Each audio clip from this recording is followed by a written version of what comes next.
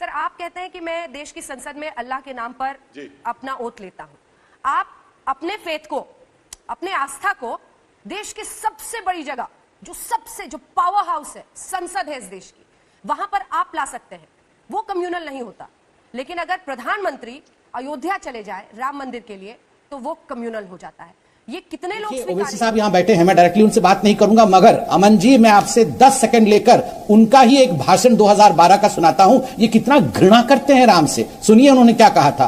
अयोध्या के 3 मुखायात ऐसे हैं जहां के पंडित पुजारी कहते हैं राम यहां पैदा हुए हो। तो चलो इनकी आस्था सही है तो राम का बाप दशरथ और राम की मां कहां पैदा हुई थी, कहां की रहने वाली है उसकी मां? वो हरियाणा की रहने वाली। और वहां के लोग कहते हैं हिंदू तहजीब के हिसाब से एक औरत अपने पहले बच्चे को जन्ने के लिए अपने मायके को आती है। उस तरीके से वो तो हरियाणा आई होगी। कहां पे आई हरियाणा में? दशरथ की बीवी राम की मां का नाम कौशल्या था। हरियाणा में आज भी कौशल्यापुरम नामक जगह है जहां के लोग कहते हैं कि कौशल्या ने राम को वहां जना। अब मेरा सवाल है कि आखिर में राम की मां कहां कहां गई थी, कहां जनी राम को? यहां जना, वहां जना, किधर हुए? अरे बाबा, हम भी जानना चाहते हैं। अगर आपको लगता है मुसलमानों में जुबान नहीं है तो मेरे पास जुबान है।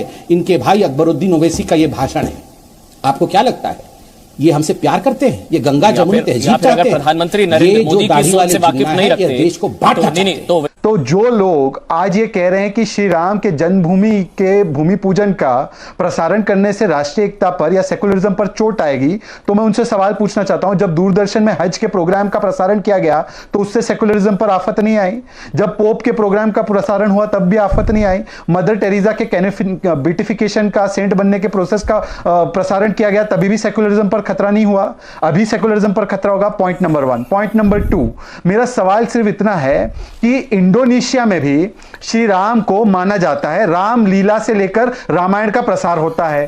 थाईलैंड में तो राजा का नाम श्री राम के नाम पर रखा जाता है। भारत ही एकमात्र ऐसा देश है कि राम और हिंदू की आस्था पर करो चोट, क्योंकि मुस्लिम वोट बैंक का लेना है वोट। देखिए, मैं आपको 2-3 उदाहरण देना चाहता हूं। ये लोग कहते हैं कि ई भूमि पूजन कराओ।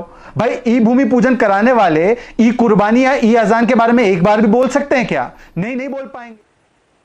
मैडम, बहुत आसान जवाब है इसका।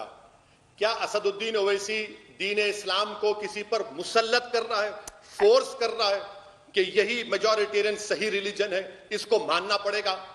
क्या मैंने ऐसा किया? नहीं किया। मैंने अगर अल्लाह के नाम पर पार्लियामेंट में बहसत मेंबर ऑफ पार्लियामेंट ओथ लिया, क्योंकि लॉ में इजाजत है उसकी। प्रधानमंत्री ये कह रहे हैं कि मेरा बिलीफ सबसे बड़ा है और मैं उस बिलीफ को सब पर मुसल्लत करूंगा, इंपोज करूंगा। सर, उन्होंने एक बयान नहीं दिया अभी तक अयोध्या पर, एक बयान नहीं दिया है। सुनिए, मैं आपकी मेमोरी को ताजा कर देता हूं। 2014 में मैं पार्लियामेंट में बैठा था। प्रधानमंत्री बहसते प्रधानमंत्री पहली स्पीच देते हैं और देश की सबसे बड़ी पंचायत में खड़े होकर कहते हैं कि 1200 साल की गुलामी के बाद हमको सत्ता मिली है। बताइए मैं क्या सोचूं? मुझे तो मालूम है कि 200 साल के अंग्रेजों की गुलामी थी। 1200 साल की गुलामी के बाद सत्ता मिली। वो देश का प्रधानमंत्री जो अंबेडकर के संविधान पर ओथ लेकर आता है, ये जुमला का। अब आप बताइए, प्रधानमंत्री क्या कर रहे थे? प्रधानमंत्री कोई मिठाई बांट रहे थे? प्रधानमंत्री सरेआम कह रहे थे कि अब यहां से हम अपनी हिंदुत्व की आइडियोलॉजी को सबसे बड़ा समझते हैं और इसको इंपोज करेंगे सब पर। ये एक मिसाल दे रहा हूं आपसे। मैडम, मुझे इजाजत दीजिए। एक सवाल नहीं सर, मैं इजाजत दे रही हूं। एक सवाल आपके सवाल से आ गया है। आप मुगलों को आक्रांता नहीं मानते। आप नहीं मानते कि वो इन्वेडर्स थे। उन्होंने हिंदुस्तान में जो कुछ किया वो लूटपाट से लेकर हर चीज, ऐसा नहीं है। ये इतिहास है कि कई उनमें से ऐसे मुगल राजा थे जिन्होंने यहां के लोगों को स्वीकारा, लेकिन ऐसा भी इतिहास है कि उनमें से कई आक्रांता थे। उन्होंने मंदिरों को तोड़ा, उन्होंने लोगों के साथ बुरा व्यवहार किया। उस इतिहास पर आप आंख मूंद लेना चाहते हैं ओवैसी जी? तो किसी डॉक्टर ने आवाज लगाई कि क्या किसी का ब्लड ग्रुप O पॉजिटिव है? तो मैंने कहा मेरा है। तो बोले आइए मेरे साथ, आप खून दीजिए। अल्लाह गवाह है कि मैंने उस दिन 1 नहीं बल्कि 15 बॉटल खून दिया था।